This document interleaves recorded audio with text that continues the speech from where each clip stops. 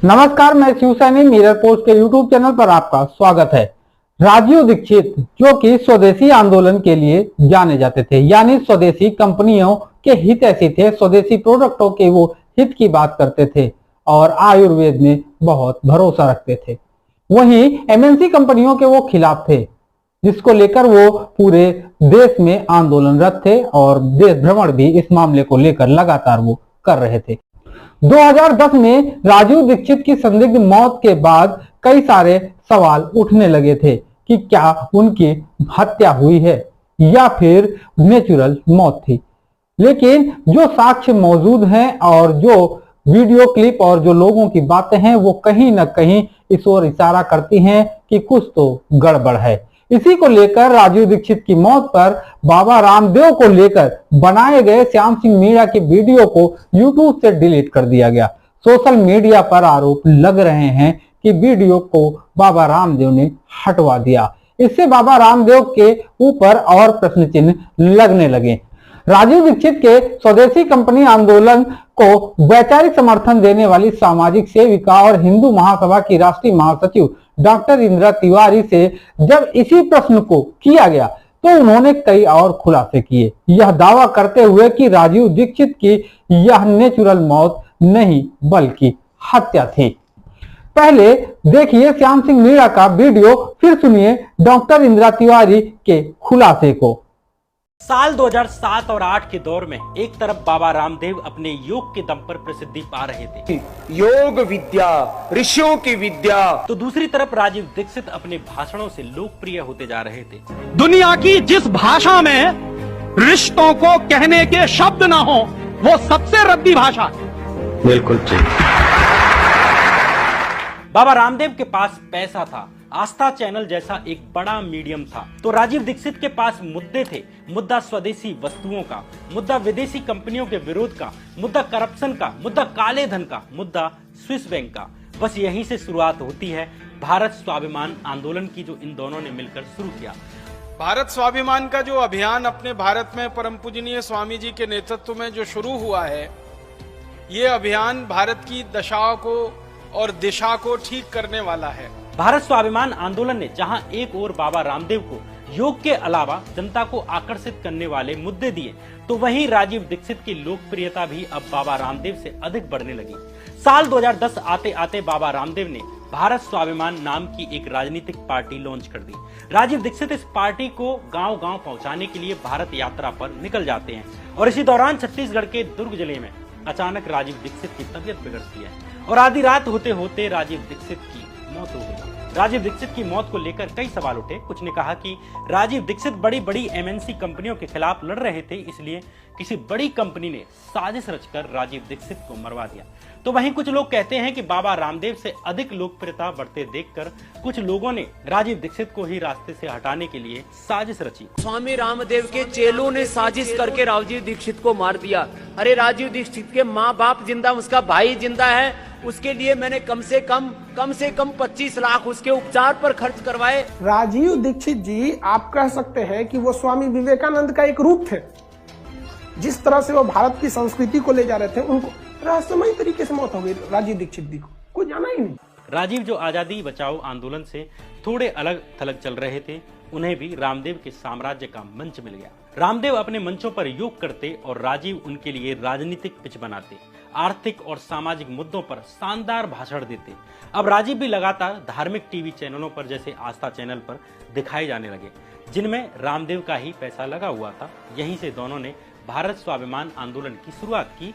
इसका उद्देश्य था ब्लैक मनी से लड़ना, भ्रष्टाचार से लड़ना, विदेशी कंपनियों का विरोध करना, भारतीय कंपनियों और संस्कृति की बात करना। रामदेव इस भारत स्वाभिमान आंदोलन को अपनी राजनीतिक महत्वाकांक्षाओं के लिए इस्तेमाल करना चाहते थे, यानी आंदोलन को एक राजनीतिक पार्टी में बदल देना।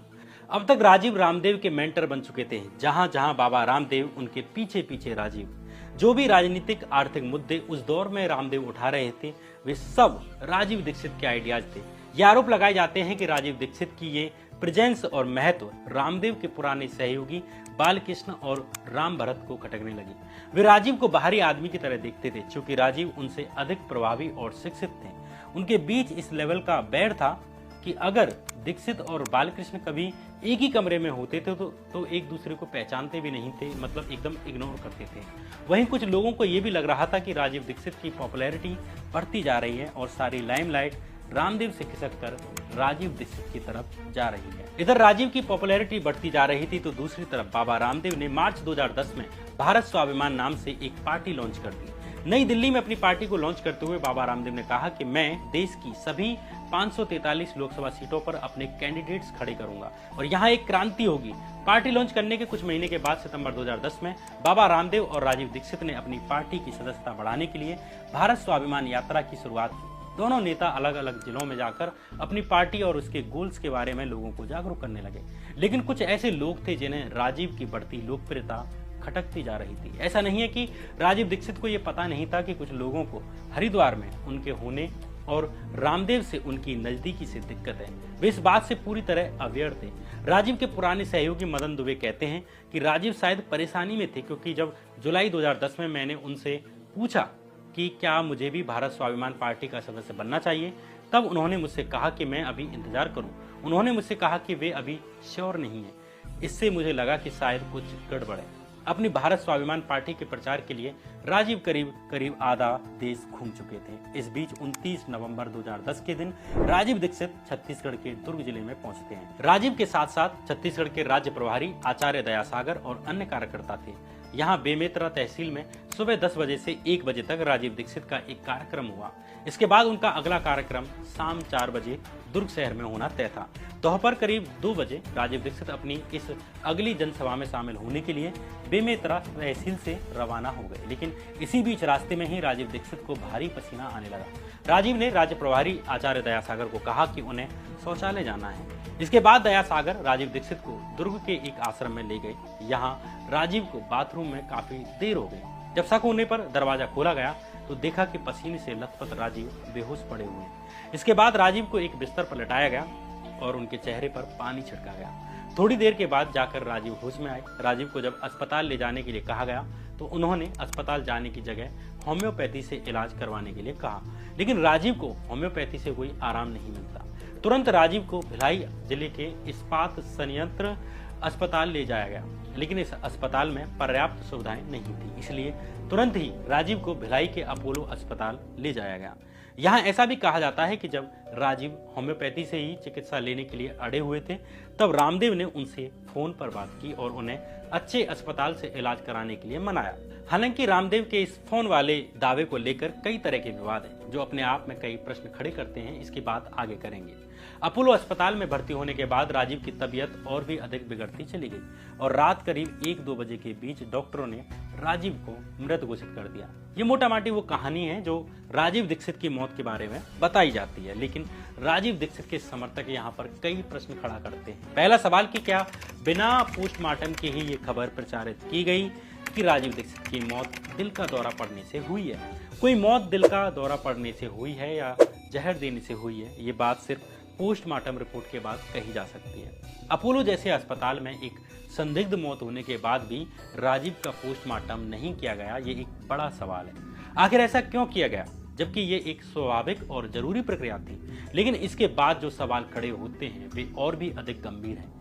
राजीव दीक्षित की मौत के बाद बाबा रामदेव ने उनके परिवार से फोन पर बात की और अनुरोध किया कि वे राजीव दीक्षित को सम्मानित करना चाहते हैं और उनका अंतिम संस्कार गंगा के तट पर यानी हरिद्वार में करना चाहते हैं। राजीव की मौत से सदमे से जूझ रहे परिवार ने रामदेव की बात मान ली, इसलिए दीक्षित के पार्थिव शरीर को उनके गृह जिले अलीगढ़ ले जाने के बजाय एक चार्टर्ड विमान से हरिद्वार ले जाया गया, जहां बाबा रामदेव का पतंजलि आश्रम मौजूद है। यहां पतंजलि आश्रम में राजीव दीक्षित का शरीर बर्फ के ब्लॉक्स पर रखा हुआ था। आसपास उनके खास साथियों की भीड़ अपने नेता को आखिरी बार देखने के लिए आई हुई थी। राजीव दीक्षित का चेहरा गेंदे के फूल की मालाओं से ढका हुआ था। केवल यही चीज थी जो नजर आ रही थी, लेकिन लोग आपस में कानाफूसी करने लगे। राजीव का चेहरा पहचान में नहीं आ रहा था। उनका चेहरा अजीब सा बैंगनी और नीला पड़ चुका था। नाक से भी काले नीले रंग का कुछ बह रहा था। यहाँ से आगे की कहानी हैरान करने वाली है, जिसे द प्रिंट वेबसाइट ने छापा है। आगे की कहानी द प्रिंट के इसी लेख से ली गई है। द प्रिंट पर छपे इस आर्टिकल के अनुसार राजीव दीक्षित के पुराने सहयोगी मदन दुबे कहते हैं कि लोग राजीव दीक्षित की अचानक हुई मौत और उनके शरीर के अजीब रंग को लेकर आपस में बातें कर रहे थे। जैसे जैसे लोग उनके शरीर को देखते जा रहे थे, वैसे वैसे कॉन्स्पिरेसी थ्योरीज बनने लगी। जल्द ही लोग पोस्टमार्टम किए जाने की मांग करने लगे। दुबे आगे कहते हैं कि फाइनली मैंने तेज आवाज में कहा कि यहाँ कुछ धोखा हुआ है। मैं जानना चाहता हूँ कि क्या कोई और भी है जो पोस्टमार्टम चाहता है। इसके बाद दुबे ने रामदेव को एक पत्र देने के लिए ऐसे लोगों के साइन लेने शुरू किए जो पोस्टमार्टम करवाना चाहते थे। करीब 50 लोगों के साइन के बाद अगली सुबह करीब 6 बजे कोहरे में 9 लोगों का एक ग्रुप रामदेव के पास एक पत्र लेकर पहुंचता है। लेकिन इस ग्रुप को बाबा रामदेव के बॉडीगार्ड्स ने अंदर जाने से रोक दिया। राजीव दीक्षित के सहयोगी मदन दुबे ने गार्ड से कहा, ठीक है, अंदर जाइए और बाबा जी को बता दीजिए कि अगर वो हम लोगों से नहीं मिलते हैं तो हम दीक्षित के मृत शरीर का अंतिम संस्कार नहीं होने देंगे। अंत में करीब 7:30 बजे बाबा रामदेव एक बैठक करने के लिए मान गए और उन्होंने दुबे और उनके सहयोगियों को अंदर बुला लिया। लेकिन इन लोगों के फोन बाहर ही रखवा लिए गए ताकि कोई इस बातचीत की रिकॉर्डिंग ना करे। द प्रिंट के इस आर्टिकल के अनुसार इस मीटिंग में बाबा रामदेव ने कहा, तो आप लोग क्या चाहते हो? इस पर दुबे ने कहा कि हम सब आजादी बचाओ आंदोलन के ट्रस्टी हैं और दीक्षित का पोस्टमार्टम चाहते हैं। इस पर बाबा रामदेव ने कहा कि जब ये एक प्राकृतिक मौत है तो इसकी क्या जरूरत है। इस पर दुबे ने कहा कि हमें डाउट है, इसलिए पोस्टमार्टम होना चाहिए। ये बहस ऐसे ही होती रही, लेकिन बाबा रामदेव पोस्टमार्टम के लिए नहीं माने।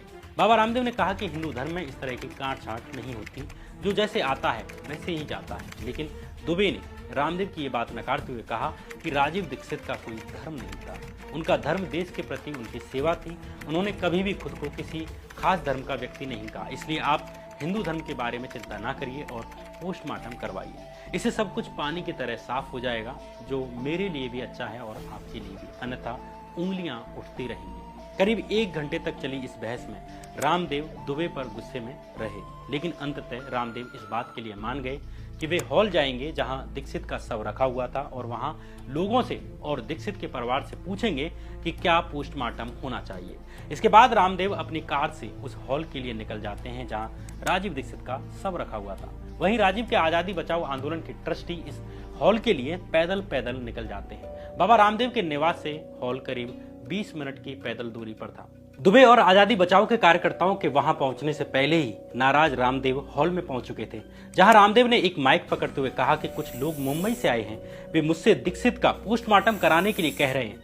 मृत शरीर के साथ छेड़छाड़ करने की अनुमति हिंदू धर्म में नहीं है। इस पर भारत स्वाभिमान से जुड़ी हरियाणा की डॉक्टर सुमन ने कहा कि फिर आप करवा क्यों नहीं रहे, लेकिन रामदेव कोई जवाब देने के मूड में नहीं थे। अपने लोगों की तरफ मुड़ते हुए रामदेव ने उन्हें आदेश दिया कि सबकी अंतिम यात्रा की तैयारी की जाए। इस वक्त सुबह के करीब 9 बज रहे थे, जबकि शमशान घाट पर जाने का समय सुबह 11 बजे का निर्धारित किया गया था। लेकिन रामदेव के लोगों ने सबको अंतिम संस्कार के लिए तैयार कर लिया। सबको तुरंत ही एम्बुलेंस पर लदवा दिया गया और शमशान घाट पर जाने के लिए तैयार हो गए। द प्रिंट पर छपे आर्टिकल के अनुसार राजीव के पुराने सहयोगी रहे मदन दुबे कहते हैं कि हम जब हॉल पहुंचे तो देखा कि सबको एम्बुलेंस में लादा जा रहा है। हमने घबराते हुए एम्बुलेंस को रोकने की कोशिश भी की। माना जाता है कि शमशान में पहुंचने पर रामदेव राजीव के भाई प्रदीप दीक्षित की तरफ मुड़े और कहा कि अगर तुम पोस्टमार्टम चाहते हो तो हम ये करवा सकते हैं। इस पर प्रदीप ने कहा कि स्वामी जी, यहाँ ये सब लोग पहले से ही आए हुए हैं, आपने हम सब के लिए पोस्टमार्टम ना करवाने का निर्णय ले ही लिया है, अब इस पर बात करने का कोई पॉइंट नहीं है। द प्रिंट पर छपे इस आर्टिकल में पत्रकार प्रियंका पाठक नारायण कहती हैं कि मैंने प्रदीप से पूछा कि उन्होंने रामदेव से ऐसा क्यों कहा था। इस पर प्रदीप ने कहा, और मैं कर ही क्या सकता था, सब लोग घाट पर पहुंच ही चुके थे, मुझे समझ नहीं आया कि क्या कहूँ। लोग आकर मुझसे तरह तरह की बातें कर रहे थे, अगर वे सच थे तो इसकी क्या गारंटी थी कि पोस्टमार्टम रिपोर्ट से भी छेड़छाड़ नहीं की जाती। मैं उन्हें यानी रामदेव को मना करने की स्थिति में नहीं था। कुल मिलाकर पोस्टमार्टम न करवाने के कारण जो भी हों, अच्छी इच्छा से हों चाहे बुरी इच्छा से हों, लेकिन उस दिन से शुरू हुआ ये सवाल कि राजीव दीक्षित का पोस्टमार्टम क्यों नहीं करवाया गया, आज भी बाबा रामदेव का पीछा नहीं छोड़ता है। हो सकता है कि स्वामी रामदेव ने अच्छे मन से ही ऐसा चाहा हो, लेकिन एक ऐसे आदमी की अचानक मौत के बाद जिसके पीछे कई मल्टीनेशनल कंपनियां थी, जिसकी लोकप्रियता से भी कई लोगों को निजी चिढ़ थी, वैसे में ऐसे टारगेटेड व्यक्ति की मौत के बाद पोस्टमार्टम ना हो पाना कहीं ना कहीं कई सारे प्रश्न खड़ा करता है। खासकर राजीव के समर्थक ही कहते हैं कि राजीव की मौत के बाद उनका शरीर काला पड़ चुका था, इसलिए किसी अनहोनी की पूरी गुंजाइश वे मानते हैं।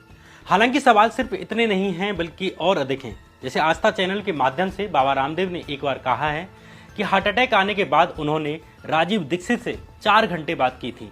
उस वक्त उसका भाई भी उसके साथ बैठा था जो जीवित है। राजीव भाई दीक्षित ने 4 घंटे मुझसे बहस की। लेकिन सच्चाई यह है कि राजीव दीक्षित के भाई प्रदीप दीक्षित के भिलाई पहुंचने से पहले ही राजीव दीक्षित की मौत हो चुकी थी। जब प्रदीप दीक्षित रास्ते में ही थे तब ही उनको राजीव की मौत की खबर मिल गई थी। प्रदीप दीक्षित के बयान के अनुसार जब वे अस्पताल पहुंचे तो उन्हें उनके भाई का शव मिला। सवाल यह है कि फिर बाबा रामदेव ने ये झूठ क्यों बोला कि उन्होंने राजीव से फोन पर बात की थी और उस वक्त उनका भाई प्रदीप भी मौजूद था। दूसरा सवाल यह है कि आस्था टीवी पर बाबा रामदेव कहते हैं कि मैं करीब 1 घंटे तक उनको समझाता रहा। 1 घंटे तक उनको शायद ये जेनेटिक बीमारी थी, बीपी की, शुगर की, हार्ट की। उसके खानदान में डायबिटीज है, उसको हार्ट अटैक है, उसको पहले भी माइल्ड अटैक आया। को शायद जेनेटिक की प्रॉब्लम थी, बीपी की, शुगर की, हार्ट की, 3। लेकिन बाबा रामदेव का ये दावा भी झूठा है कि राजीव को शुगर वगैरह की बीमारी थी या हार्ट की बीमारी थी। तीसरा सवाल ये भी कि बार बार रामदेव राजीव दीक्षित से हुई बातचीत को लेकर बयान बदलते हैं। कभी कहते हैं कि 4 घंटे बात की थी, कभी कहते हैं कि 1 घंटे बात की थी। राजीव भाई दीक्षित ने 4 घंटे मुझसे बहस की। करीब 1 घंटे तक समझाया। यहाँ राजीव के भाई प्रदीप का बयान महत्वपूर्ण है। प्रदीप कहते हैं कि रामदेव के लोगों ने मुझसे फोन पर कहा था कि राजीव बातचीत की हालत में नहीं है, लेकिन ये कैसे हो सकता है कि ट्रीटमेंट के बीच में ही वे रामदेव से घंटों बात कर लें। प्रदीप ये भी कहते हैं कि उनके भाई को कोई बीमारी नहीं थी, ना उन्होंने कभी डायबिटीज, ब्लड प्रेशर या हार्ट अटैक की दवाई ली।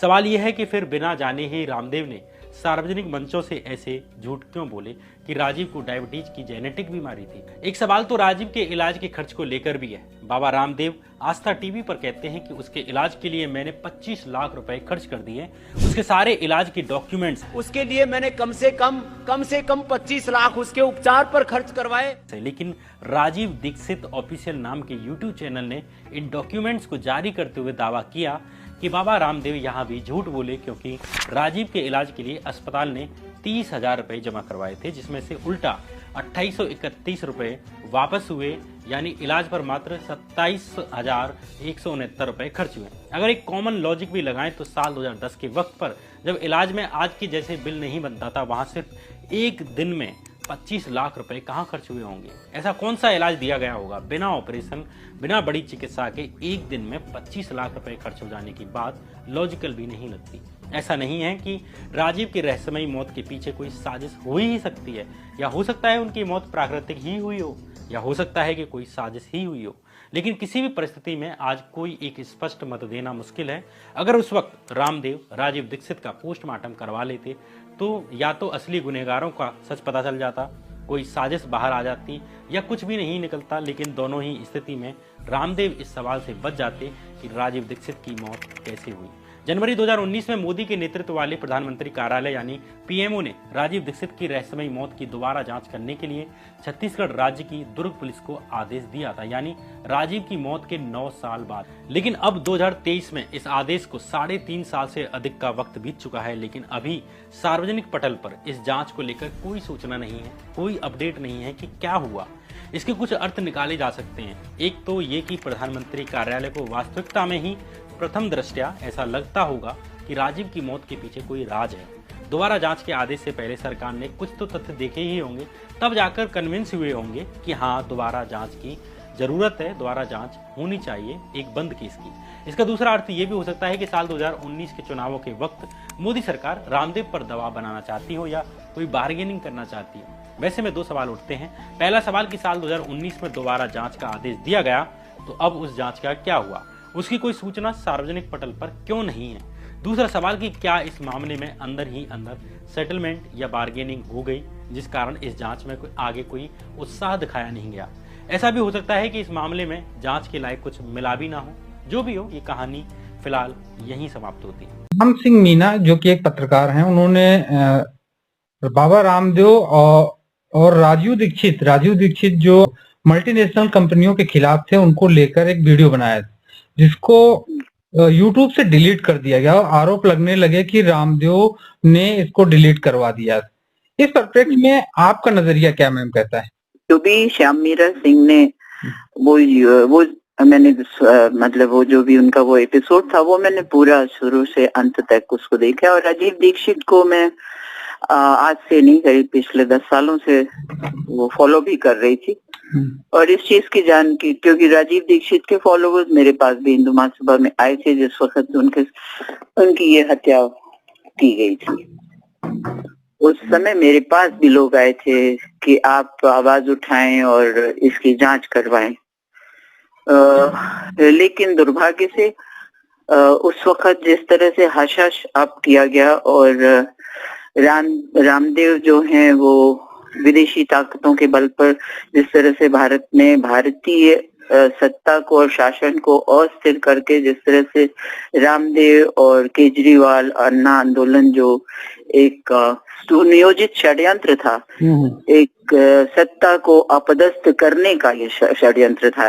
असल में सारा षड्यंत्र अन्ना आंदोलन से लेके केजरीवाल से लेके रामदेव के स्वाभिमान से लेके ये सब का सब सिर्फ भारतीय सत्ता को अस्थिर करके भारत को विदेशी ताकतों यानी कॉर्पोरेट्स के हाथों में बेचने का सारा षड्यंत्र था, जो आज आपको नंगे आंखों से दिख रहा है यत्र तत्र सर्वत्र। जो वो कहते हैं श्याम मीरा सिंह ने अपनी तरफ से कोई बात नहीं की। श्याम मीरा सिंह ने सिर्फ तथ्यों के दोनों पक्षों का सिर्फ जोड़ा है, आप कंपेयर किया है। जोड़ा कुछ भी नहीं, कुछ नहीं, ना उन्होंने जोड़ा है ना कंपेयर किया है।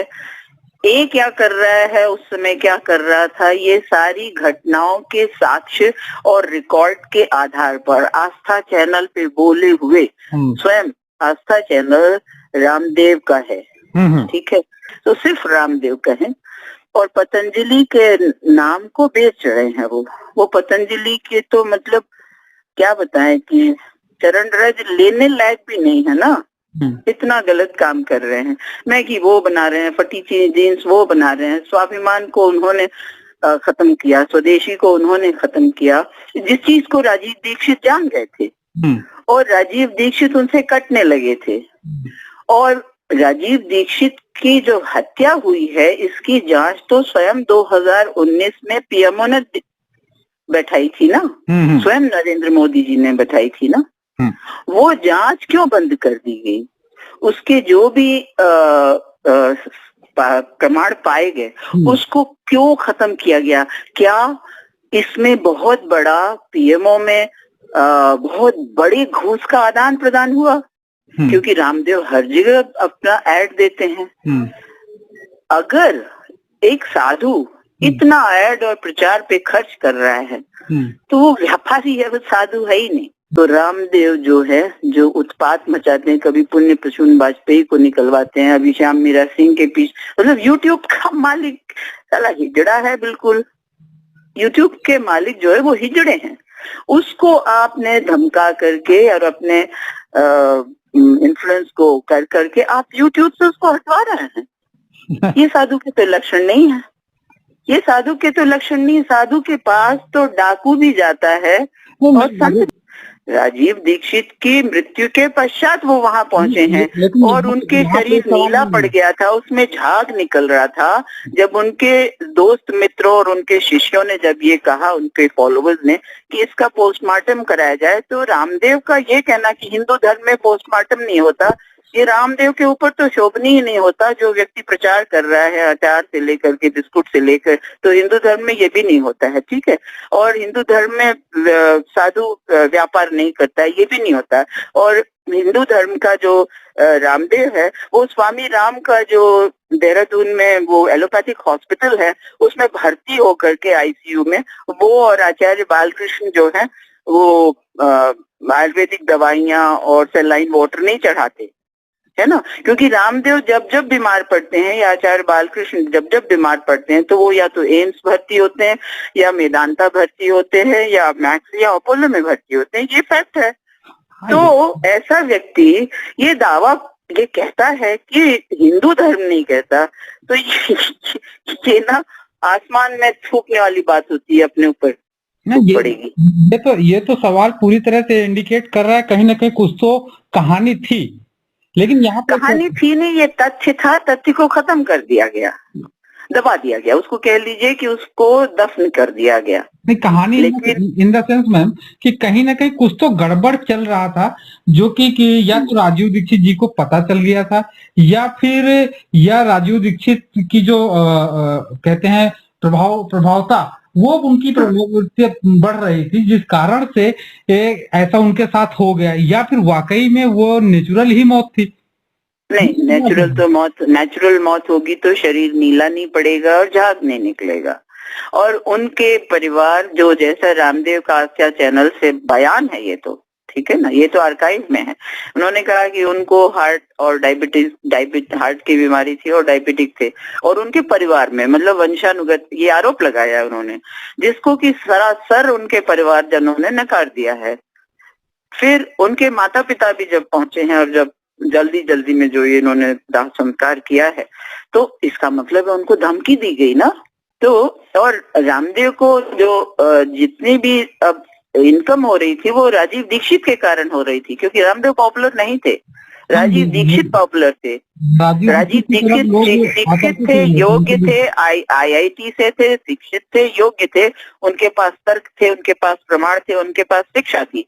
रामदेव के पास क्या शिक्षा है, क्या तर्क है, क्या प्रमाण है? सुप्रीम कोर्ट से 50 बार डांट खा चुके हैं। तो राजीव दीक्षित बहुत प्रतिभाशाली और बहुत योग्य और वास्तव में स्वदेशी उस सारे प्रभावों से और गुणों से युक्त थे।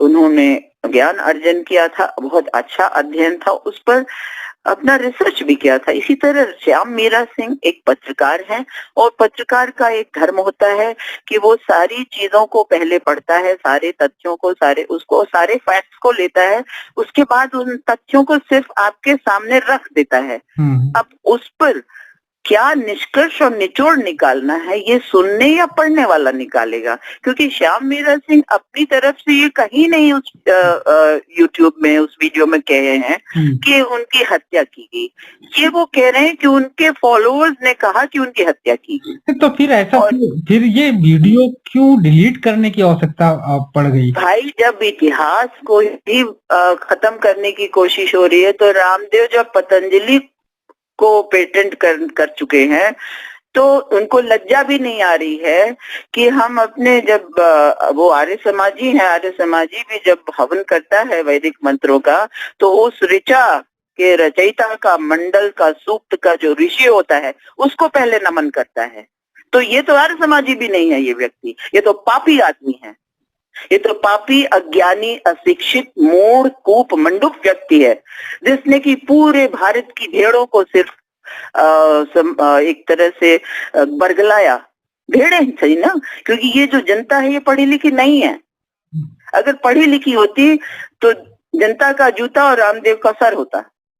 आपको क्या लगता है मैम, जिस तरह से ये चीजें लग रही हैं, क्या बाबा रामदेव की जो पॉलिटिकल इच्छा है वो पूरी हो पाएगी? वो कभी नहीं पूरी होगी। अब तो अगर देखिए, ईवीएम में गड़बड़ी नहीं की गई, तो बोरिया बिस्तर जो जन्म लिया है, जातस्य ही ध्रुवोर मृत्यु, ऐसी जिसने सर्विस की है वो रिटायर भी होगा। और जो भी कर्म कर रहे हैं, वो कुकर्म है, दुष्कर्म है, विकर्म है, अकर्म है, वो सुकर्म नहीं है। ये शिखंडी, पाखंडी और पॉकेट मार एकदम सही बैठता है। शिखंडी है ये, शिखंडी माने कायर, कि जब योग्यता नहीं थी तो राजीव दीक्षित को सामने से हटा दिया गया, इसको शिखंडी कहते हैं, कायर। और पाखंड ये कि पतंजलि को ओढ़ करके जो पाखंड कर रहे हैं वो पतंजलि नहीं बन पाएंगे, कभी नहीं। और पॉकेट मारी ये है कि पतंजलि के नाम को बेच करके लोगों की पॉकेट मार रहे हैं, तो ये पॉकेट मारी है। मैम, यहाँ पे एक सवाल है कि जिस तरह से 2019 में जो केस उठा था और अब केस को खत्म कर दिया गया, उसके क्या हुआ क्या नहीं हुआ वो बाहर नहीं आ रहा, तो क्या ये भी जांच का विषय है, ये जांच का विषय है। जनता की अदालत में इसकी जांच की जाए, और क्योंकि मुझे तो अदालतों पे अब विश्वास नहीं रहा, बाकायदे उस जांच कॉग्निजेंस लेना चाहिए कोर्ट्स को। यहाँ पे मेरा प्रश्न है, क्या जो राजीव दीक्षित की जांच को दबाकर जो सत्ताधारी दल है उसको फायदा हो सकता है कहीं, किस कारण से आके वो दबा रहा है इसको? ऐसा है, नाच मेरी बुलबुल की पैसा मिलेगा। जब पैसा ही भगवान है तो सब कुछ जायज है। अंबानी, अडानी, मोदी 40 धनपशुओं की वजह से ना क्यों चले गए? ये सब के सब पनौती हैं। बहुत बहुत धन्यवाद मैम। धन्यवाद।